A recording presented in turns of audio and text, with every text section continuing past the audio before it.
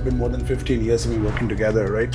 Only 20% actually had any 5G access. A year later, that's changed to 80%.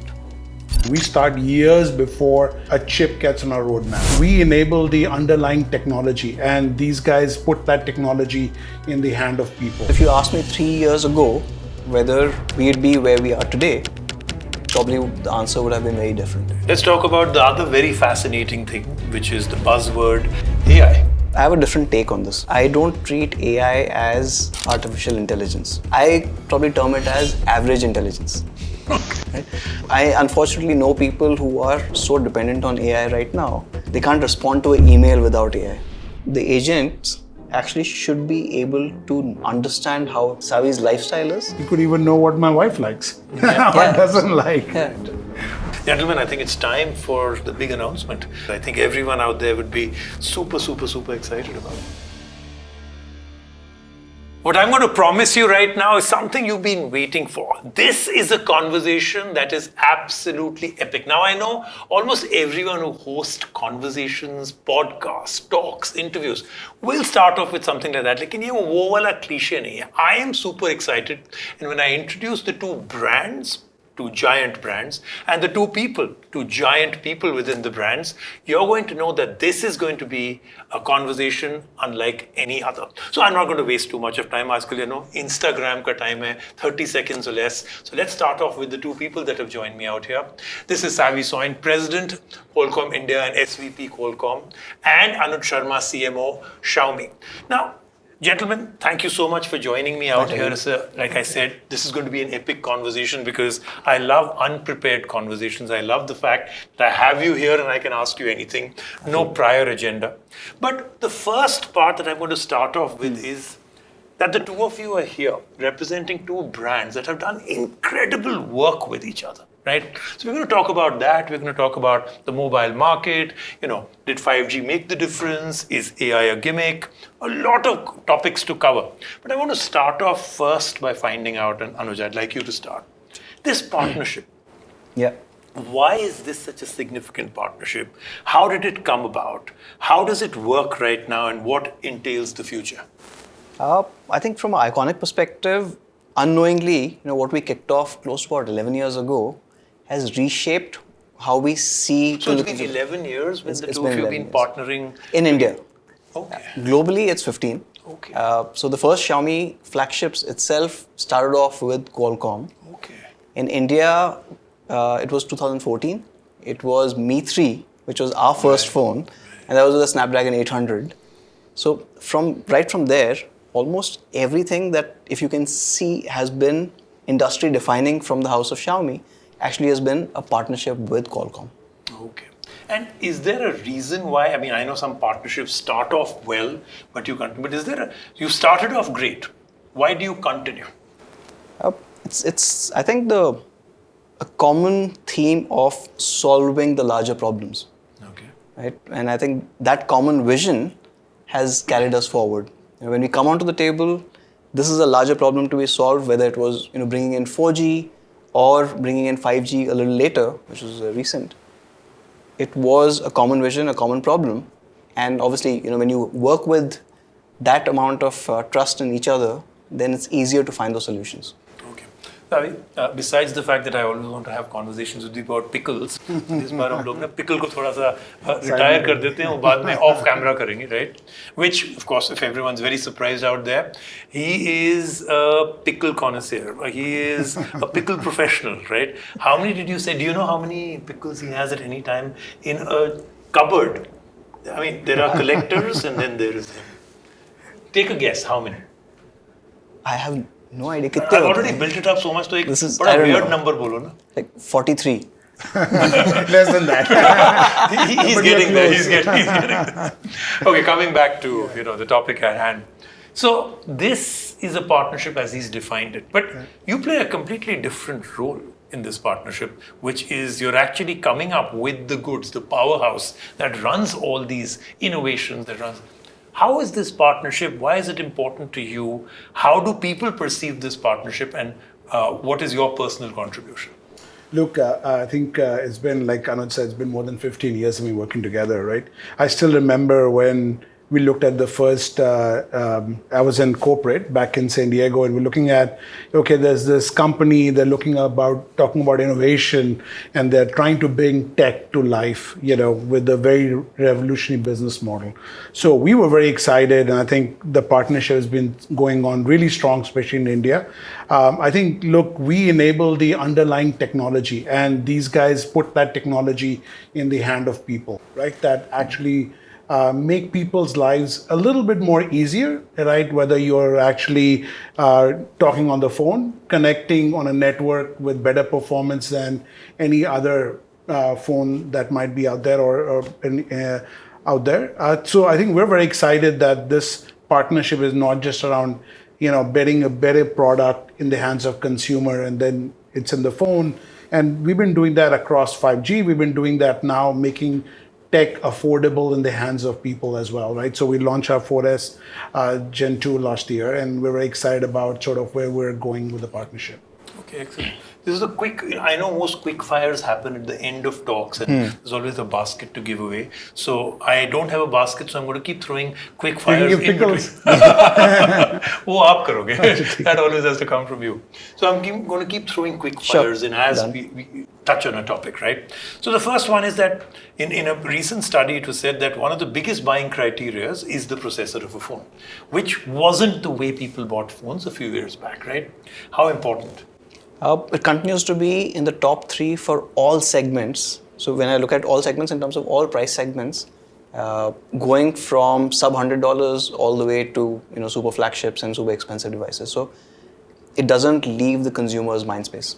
Absolutely. I think, look, I'd say surprised if you say कि नहीं important नहीं है. बहुत important. I think, look, people, we stand behind quality, right? The stuff that, we start our processor development. When you start looking at an SoC, we start years before a chip gets on our roadmap. The IP and some of the stuff that we work in collaboration with Xiaomi is, what is the consumer going to need in 4 years from now, right? We actually go start designing IP blocks that are very critical, that eventually go into an SoC, right? So we come closer, the IP blocks go into a chip, and the chip gets in the hand of Xiaomi that actually. So process are very important. I think we are all about innovating, and it's all about sort of technology that matters in the hand, and it needs to be affordable. So let's get down to the part which is supposed to be driving incredible sales and the revolution in mobile computing, and that was 5G. Right. Has it lived up to expectations? Are we just at the cusp of it starting off? Is the India 5G revolution in? And how difficult is it to really, we've been talking about this whole thing that there is a particular price point. That if you can get a no compromise 5G phone under X price, that will start off the 5G revolution in India. How close are we to all of these things? So I think the 5G revolution, so we got 5G in October 22. I remember, we were working with Qualcomm for a particular device, which unfortunately came in almost a year later. So it was only in August of 23 when we were able to bring in a device. And what we were targeting at that point was like $150 mark. Okay. It's $150 essentially is like 10, 12, 13,000 rupees. Because heart of, you know this better than anyone else, most of the Indian market, the consumers actually sit there. Right? So below 15,000 rupees is what I would probably take that. At that point, just before launch, we were looking at all the analyst data. Only 20% of the folks in that segment actually had any 5G access. A year later, that's changed to 80%. So the revolution actually is in, right? So I think we kicked that off. And then last year, we decided to kind of take it a step further. So the next big thing was, can you get a $100 5G phone which actually ticks all the boxes? So this is where the Snapdragon 4S Gen 2 comes in. And that also has received a massive pickup across the board. So even if you go to a tier 2, tier 3 town, people want a 5G phone today. Right? Okay. So they come and ask And that's So actually it's specifically for 5G. इसमें 5G है कि नहीं? Correct. Because that wasn't a question being asked earlier. Right? Exactly. So challenges of 5G, price points, getting that market to get excited about the whole thing. How has this played out? Because it's been something that you've spoken a lot about this earlier. But how's it played out? Where are you in this entire journey now? Look, I think just like Anuj said, I think you are seeing 5G almost like table stakes now. I think more than 85% of the devices now being sold. I think 88% was last year's number or last quarter's number, and now 5G enabled. All table stakes. I think, look, as India goes towards premiumization, I think you guys both know better than I do. It's pretty amazing to see that they want a good processor, they want to see 5G, and there's all table stakes, and they're looking to get what else can I do with 5G, right? Can I do more AI functionality with 5G? And connectivity and 5G connectivity becomes kind of a core and a backbone around which people are able to do more and more. Are you able to do better on social media using 5G? So we are all about, like I said, when we do a chip development, we work with Xiaomi and some of our other developers to go optimize that experience around 5G. So there's a lot of things we do to actually get a better performance once you get the device in the hand. So two things we are trying to do is, as India's 5G revolution all the way from 22 IMC launch to where we are today, it's pretty phenomenal. Yeah. But I really think some of the use cases for 5G, I think we're just starting to see some very innovative stuff. And I think we'll see a lot more with AI and on-device AI coming up. I agree. I think we've seen 5G adoption, but the benefits, I think, are still to start rolling in. If I go back, so 2014, again, same partnership. I think we sparked off the 4G revolution of sorts. So I remember the Redmi Note 4G was running on a Snapdragon 400 platform, and that enabled 4G to come in a big way. And of course, after that, we had the Snapdragon 410 and the likes. It's only a couple of years later that we started seeing all of the connected apps really take off. So all the services, the delivery apps, the transportation apps, everything else started trickling in because of 4G. And of course, the adoption of entertainment as we know it, right? What does 5G bring in? Obviously, it brings in a whole lot of speed, latency, all those benefits. But the actual use cases, I think we are yet to see in a big way today. Okay. So, like I said, the quickfire part of it, anything that you say that triggers this. So the first one is that you spoke about two things, right? Premiumization of the Indian market and a particular phone lower than a price. Is that contrary to each other? Like, you want the phones to be $100, yet people are wanting something that is way more expensive because no cost EMIs and the radical change in the fact that I want the best has made people feel phone to bahut acha hi kharidna chahiye, right? Yeah. Is there a contrarian view out here that they contrast each other? No, not really, because I think the market segment that we are actually going to attack with this lower than 8,000 rupee devices are people that are using a feature phone. People that are using, when I was doing a market visit, people said they called it the button phone, right? I think we would love to see people that are on that, 2G devices, button devices to go migrate and finally get a smartphone and really see that, how well the world is connected. You're no longer doing calls, just making calls and saying hello. You're actually looking at the person, either you're doing a WhatsApp call or what have you, right? But so I think we're really, very excited about sort of bringing 5G in that tier and really attacking people that want it. And, finally they are, thanks to Xiaomi and thanks to some other innovative business model they have, you can actually afford it now. Okay, excellent. And by the way, they are going to announce something very, very exciting. I'm going to come to that very, very soon, that they've partnered on something and it's going to be launched on a very special time, the 11th year anniversary, 15-year anniversary. So hold on, that announcement is also coming. I'm going to come back to the mobile phone market, right?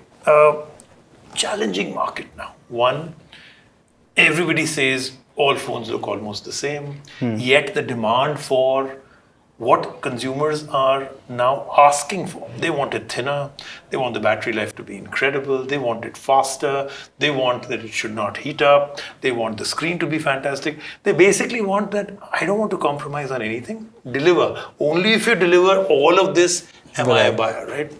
Is this becoming a more and more challenging market to rise above the noise, maybe being your biggest challenge, and then to deliver on such high expectations?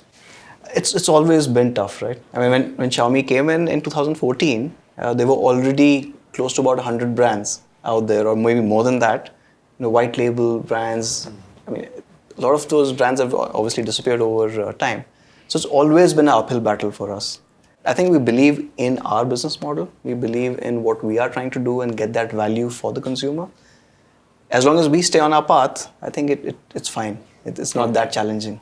When they're asking you for, let's do this, let's make it thinner, let's make sure that your processor doesn't heat up, is this a whole lot more than you? Is it overwhelming? They want it all because the consumer wants it all. Yeah, right? And they want it at a certain price too. So look, I think a couple of things. I think the mobile industry is probably the most competitive industry, and I think look, we have to earn as a chip maker, and I'm sure as a phone maker as well. We have to earn the right to compete, right? Like for example, we have to be the best performance product at the right cost, right? And on schedule, right? Because Diwali season is this, it's not moving. So they have to launch a product at this time. We have to launch, our SOCs in a certain time so they can actually come take that product and come up with a product and consumer. And so, again, it's the most competitive industry that I've worked for a few industries, and I'd say very competitive. And I think that's what's exciting about it, right? Because the level of innovation is not pausing. Like let's say 5G aa gaya, what are you going to do now? Take it easy. But no, there's a whole AI cycle that's coming up, and some of these things that you want, for example, you talked about thermal performance of power, right? We have a whole power summit at Qualcomm that we think about how much power, what are some of the tricks we can do to actually get you a better experience in terms of your thermal performance and your power and so on and so forth, right? So we are continuing to innovate, right here in India, also in sites all over the world. And that's what's exciting about it, right? That we don't take it for granted that our next chip is going to be automatic design in. We have to earn it every time we go in there. So let me understand this part, because I think this is what I'm fascinated by, and not something that is available for consumers to understand. How does a partnership like this work? At what point do you come in? Do they first tell you, this is what we're doing, and then you kind of, So it's a bit of both, Okay. and it's an ongoing relationship built on communication. So we need to take the market inputs consistently, saying this is working, this is not working, this is the direction that we think, and obviously, Qualcomm comes in, bringing in that aspect, saying what's the possibilities with this. But how do we solve for what this? cycle, what stage does something like this happen? Where are you at that point in the development of that chipset, that processor, that you can actually sit together and say, let's do all of this? Does it happen from the very beginning? Is it at some point in the middle? That's the fascinating part that I'd love to. Yeah, no, it starts off when the tech or the IP gets developed, right? Because some of we have a sense of what the consumers wants, and they have a very good sense on what the consumer wants, right? And then we co-develop, what are the possibilities, right? So, and then we go and build, and we iterate around, okay, what are the possibilities of use cases that the consumers will want 2, 3, 4 years down the line. And then we go build our chips, and these guys contemplate on what product is going to go in there. And then, how are they going to bring it to the market, right? What are the features they're going to bring? What are the use cases?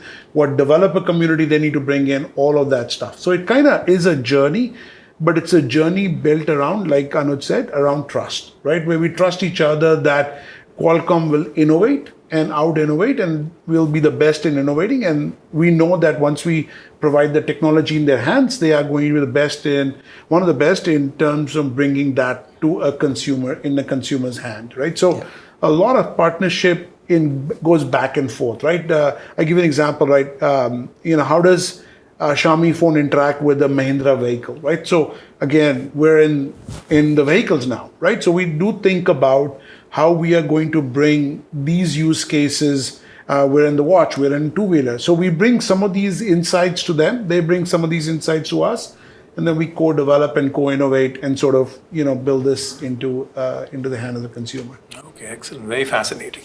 Let's talk about the other very fascinating thing, which is the buzzword that seems to carry everybody right now, AI.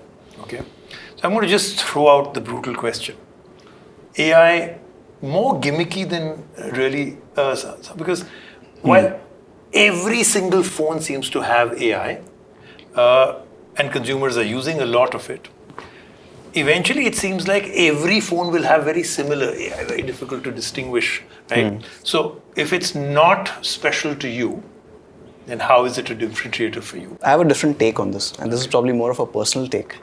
I don't treat AI as artificial intelligence. Okay. Unfortunately, and I have a pessimistic view. Right now, the most of the AI part that we are seeing, I probably term it as average intelligence. Okay. Right? Because think of it, the large part of AI that we are exposed to is LLMs. Now, LLMs are nothing but picking up the collective knowledge out there and giving you the median results. Yeah, shrinking all of the internet into one brain, right? Correct. So you will always be average, right? So I unfortunately know people who are so dependent on AI right now, they can't respond to an email without AI. Right? Now that's my other question, where how should this be used? Because you've taken average intelligence, right, AI in my head, and you're also kind of adding to this entire brain rot of sorts, which is people are becoming so dependent that there was this recent paper from MIT which talked about cognitive debt. Correct. Where people are Brain becoming rot. so reliant on average IQ levels. Essentially, it's only based on what's out there that they're not able to think beyond. So while AI needs to come in, but my view would be it needs to come in as an augmented intelligence to be able to do things that you cannot do as a person. To give me an example, because most people will understand what you're saying, but not understand what you're proposing. Right. So can it do things that you couldn't have done? Okay. Not replace the things that you've already been doing and essentially push you down the intelligence level. So let's say, assisted driving, but in a way that it helps you in places where humanly you couldn't have reacted or anticipated, right? What AI brings you is that huge amount of compute power and really quick. Right? So obviously, we are all people. We have a certain reaction time to things, where in an automotive situation, that could really help. So it needs to augment what you can do, but unfortunately, all of us end up using it as a replacement for what we were already doing. Just faster, and at this present moment, we think better. We think it's better, but to be honest, if you receive an email or a message, at this point, we are about 2 years in of using ChatGPTs of the world. You can instantly tell it's written by an AI. Yeah, absolutely. And whether you like it or not, subconsciously you are discarding that message, right? Because what people stand for is the uniqueness and being able to go beyond that curve and create something new. Okay. So I don't think it's a substitute for creativity. So that's why I call it average intelligence. Okay. So coming back to then you made my question even more profound. So what are you going to be able to do for the people that love Xiaomi phones, Right. rely on it, and want to buy it because AI will augment to them what they cannot do right now? Are there things a phone will be able to do in that point? Because the example you gave didn't have too much to do with the phone. Right. So from what a phone can do essentially is, again, now I cannot say that if we are developing things like that or we are not, but can it enhance the way you use your device beyond what you realize, right? Can it make it a lot more efficient? So some sort of AI already kicks in, for example, on the camera side, where it's able to optimize for the light, exposure, the depth and everything else. Things that you would have had to go into the pro mode to kind of learn, which is not for everyone's interest levels, right? Or essentially, can it get into agentic AI onto your device where it's able to do complex tasks, which would largely save you time, or you won't have even realized that that's happening. Till we get to that point, it's essentially a creative substitute, which we are all happy about. So make a prediction. Agentic AI with complex things that I ask it to do, 5 or 6 of them together. Book a restaurant, Right. have an Uber waiting for me at that Or point. cut out my spam calls. Okay. Yeah. Okay. I'm not going to ask for the impossible. I'll stick to. But you know what I mean. Things where I can put 4 or 5 tasks together, where each thing would need me to do a lot more. 5 different apps that I would have to go to. Correct. How far away? I don't know, right? So that's really hard to predict, because if you asked me 3 years ago whether we'd be where we are today, probably the answer would have been very different. Okay. But obviously the speed of innovation, the compute power that's coming into the devices leaves a lot of room for all of this to come in. Okay, sounds very interesting. So the question on AI that I have for you is, I heard this, you said something on stage when you were doing a event where you said, on-device AI is a completely different animal from AI that we experience right now, predominantly on the cloud. And that is what is going to drive most things. Like you could be on an aircraft and you don't even have connection to the internet, but you'll be able to do so many things, where a smartphone becomes a completely dumb phone the minute there is no internet. But on-device AI will be the game changer, right? Give me 1 or 2 examples of that, and how far are we from doing the kind of things that we want to do with only on-device AI that really makes, as he said, a huge difference to what we couldn't do before. Yeah, I think, look, lots of use cases, but I'll tell you a couple things. I think of on-device is it's not like it only will be on the device. I mean, you can go onto the cloud, but for various reasons, primarily in India, I believe for cost reasons, you're able to optimize these models. And you can see all the models are they are smaller, more effective, and you'll see models that are targeted for certain use cases coming up, right? As you could say. So I think, look, I'm very excited about on-device AI. Like yesterday, I was coming back on the Shatabdi from Chandigarh back to Delhi, connection was very spotty between, let's say, Karnal and Panipat, right? I wasn't able to get a connection, but I had to send an announcement about some colleague of mine that just joined Qualcomm, and I had to create an announcement to welcome her to Qualcomm. So I was able to use on-device AI in a spotty network coverage, where my hotspots were not working, and boom, right? I was able to come up with some, and today we'll be sending it out. So there's so many use cases. I mean, I'll give you another example, right? I was so I was returning yesterday, but like 4 days ago, I went to Shimla, and we were trying to figure out.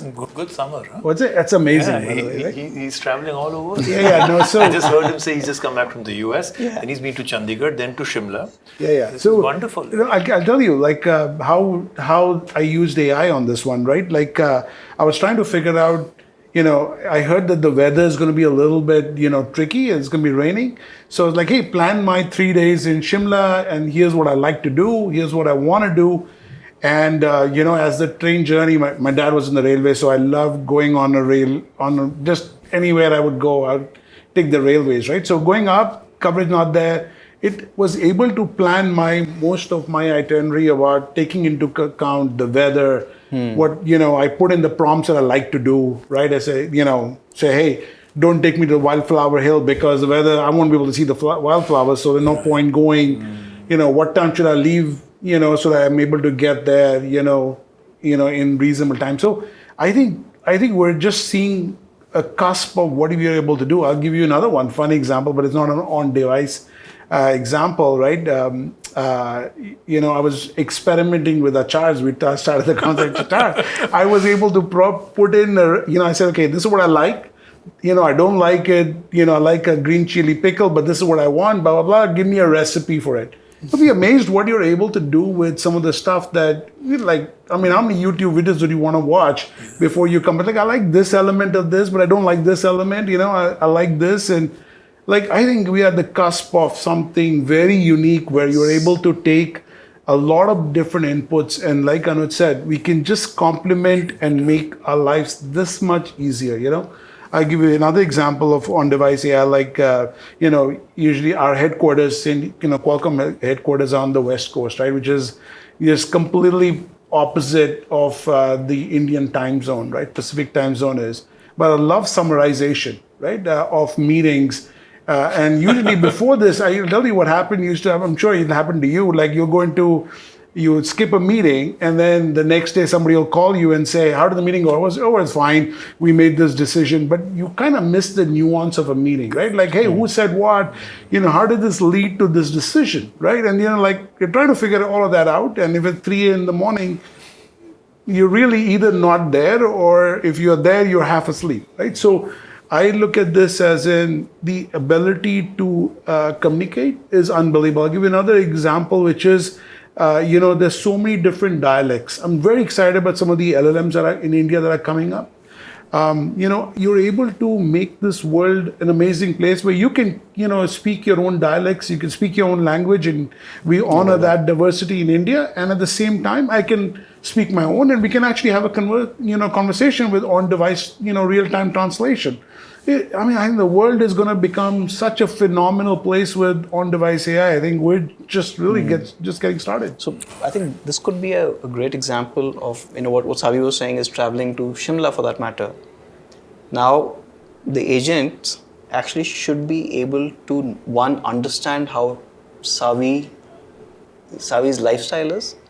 How does he kind of go about things and what he prefers? So, for example, instead of trying to recommend air travel, it's trains. He knows that he loves trains. Correct.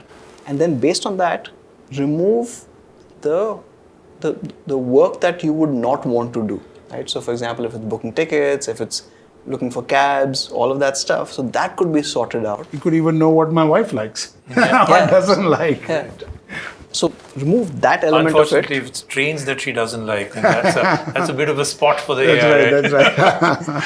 And then you essentially are free to do more rather than it kind of substituting. Because generalized AI that applies to everybody versus customized to me, knowing my preferences, my problems, what I like, what I dislike, what I don't want, is really the one that makes the big change. One pet peeve that I have is you go on to YouTube or Instagram looking for a solution to a particular problem, and an AI video pops up there. I don't want that, right?